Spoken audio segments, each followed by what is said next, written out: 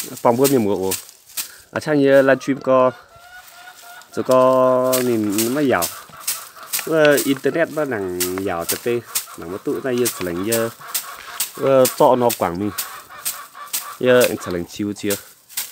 nên ở hạ chơi con nó tổng như vừa in hoa này vừa bó tập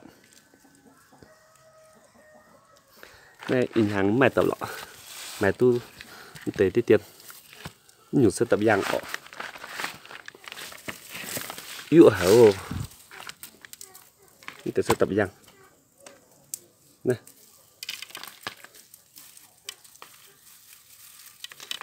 sẽ hiểu tập giang vừa bỏ sơ tập một hai bữa choáng tại bữa ọ choáng tại những bữa mình kệ như chung chiếu bữa miền bữa bảng như để sẽ tổng tế tập này lọ cái đàn hít đi bữa vẫn nhạt chân họ tế ổ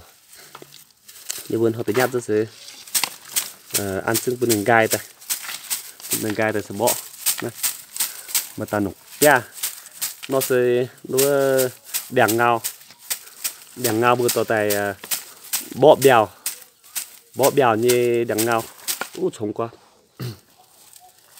chưa đây nên tế sẽ tập anh mang đau tế anh quyên chín đau mảng tế ổn tế sẽ tập sấp đây tế sẽ tập sấp nó khu rẻ nha anh tế có mất bắn nha nên lấy ngàn xin hot tế tế sẽ bước dấu tập nhà tại khu hải nhiêu nên này nhím sân họ tế lọ tế sẽ tập sậm mình chiến nào mà khác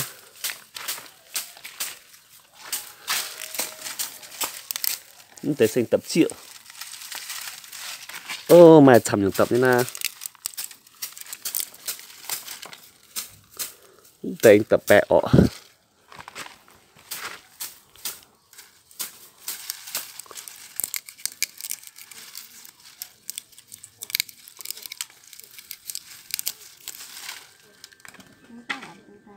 đây đi thế này này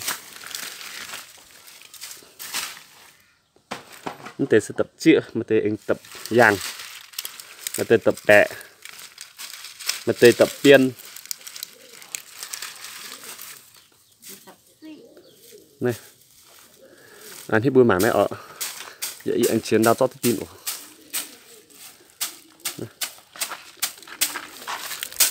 nhịp tới tin tập giang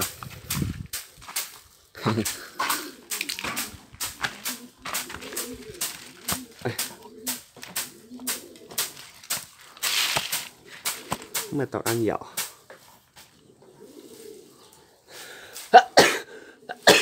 ôi ôi chia tay cái mẹ in nó tập biên no nó dựa ngoài bữa miền mùa màng ở chỗ ba bữa miền mùa bữa dâm hoa dâm bẹ nó tỏng bài ôi ôi đây ở chỗ ba bữa miền mùa bữa mày con mày mang hàng đi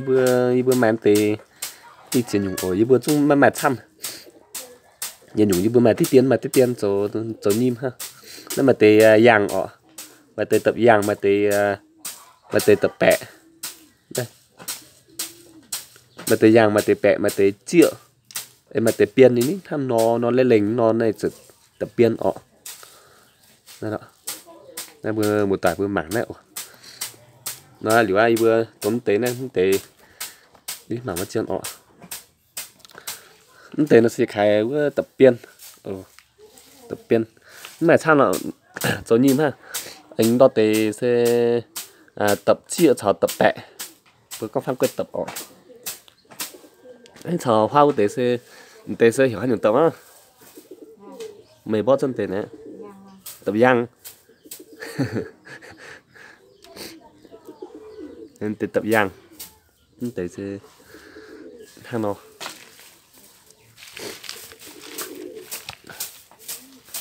ăn ra cái chung hổ bò khác anh ham tên nó sẽ bữa trả lời cho như bạn ngọc đi.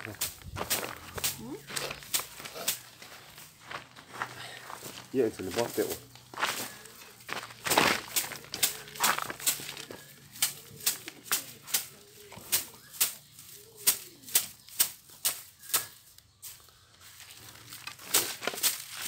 Bữa nay tôi vừa nhận bữa mảng thái bữa nay tôi bữa tập công.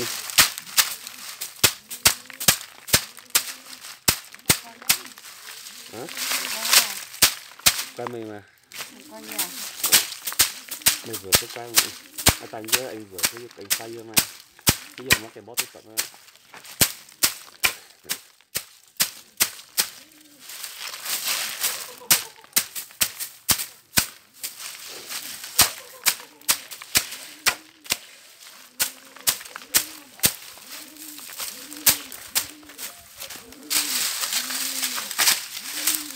Tìm hay bên này dụ hả?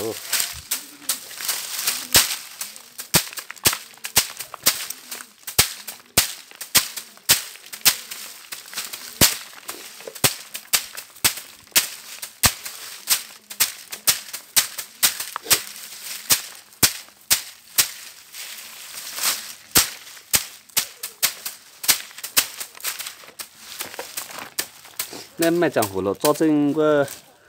triệu bình quân trông chiếu tiết tiền vừa một tải với mặt ha.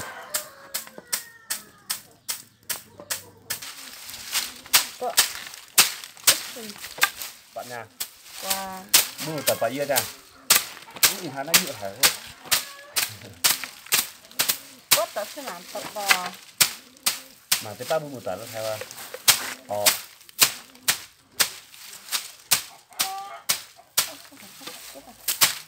Hả?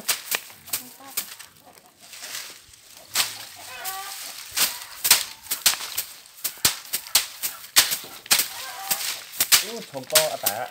không có bê tông á. Cứ cho mày quăng một tay như cái này thôi.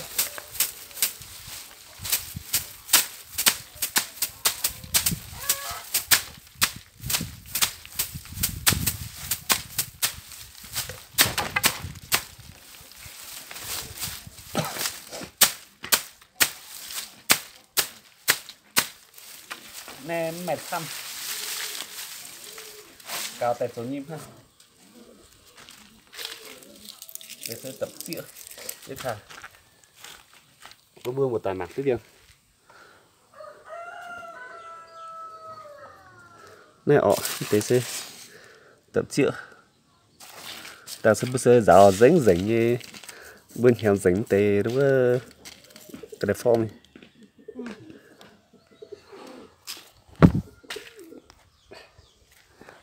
tàng trên bánh thang vừa ăn được cái này nọ này tàng trên thang vừa mafia rồi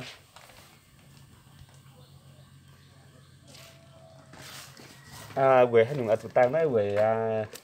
mưa bố tập như cái này bung lên tỉa bữa như trong sống vừa hả nó sẽ tàng chứ ồ như tậm hết đến đấy tế sẽ tập chĩa đâu tế sẽ tập giang thôi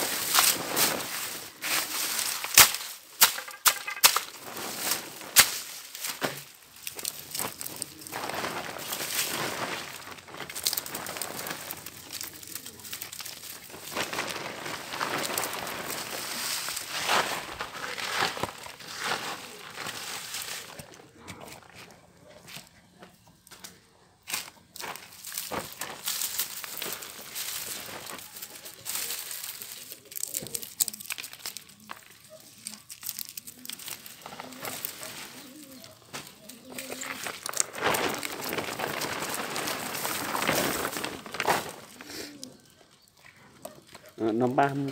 trụ dạo vào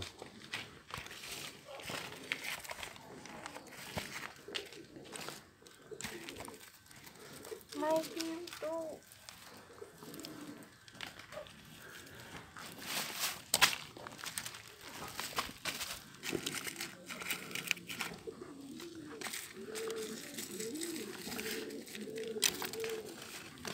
Giờ qua trong cà phê giờ liệu tới tin hai xịt tại chỗ mắt trụ tin hai bữa trắng hết nên xịt tại chỗ mắt trụ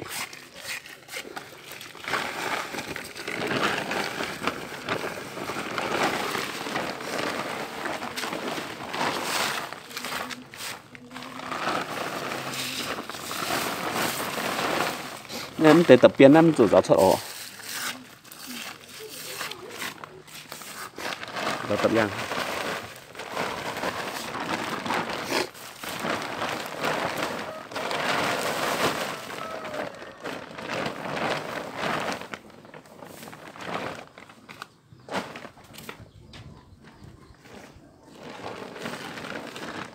semente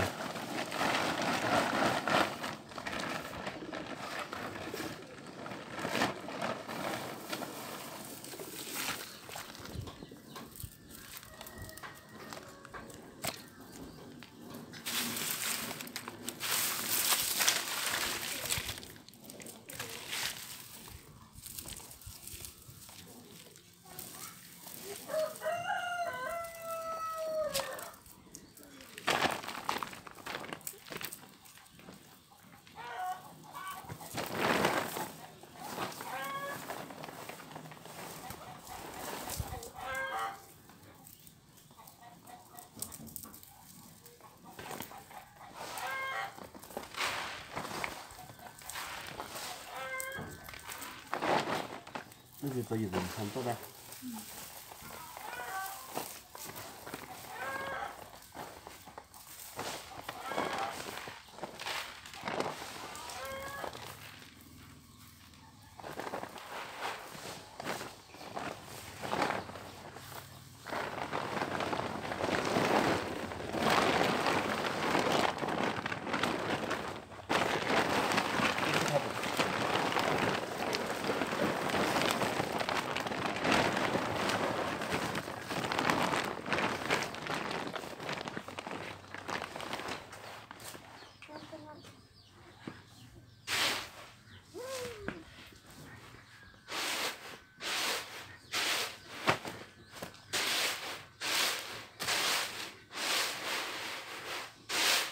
mình hát là cắt chiếu tự nhiên này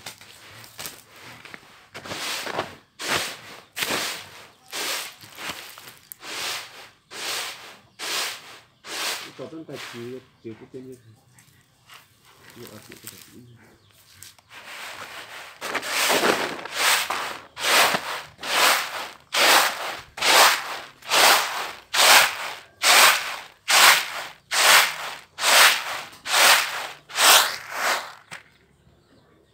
ôi tôi Lào có một số cung tại mà nhầm cái này tại mà nặng thành theo bạn nhầm tới mà nặng rồi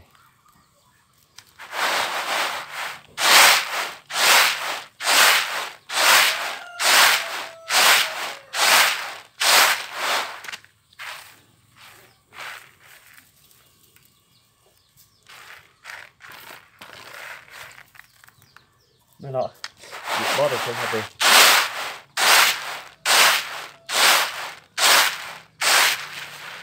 Không là cái phần này hả nàyคุณ hiếm đủ là biết thuật này nó sẽ kèm màu này biết hiếm được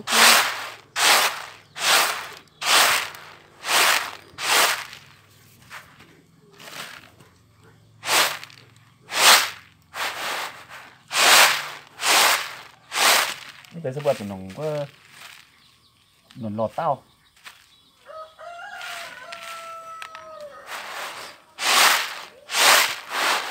đâu tụi nó lọt tao lò tăng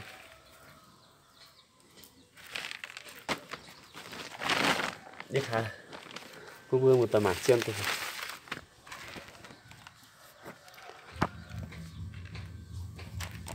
nên là như vấn đề tập sân hà nội Thằng một thứ sinh ra thấy đúng vào ngày rằm sinh thú họ. Trên đây 15 tháng 9 tháng 8. Tổ là chính vừa miền mùa vừa mảng vừa tam mảng nó vừa điều nè như vừa cho tăng như vậy cho tăng nó cha tha tới họ tới chiều tài tha nó tới chiều tài nó mới mày chẳng hồ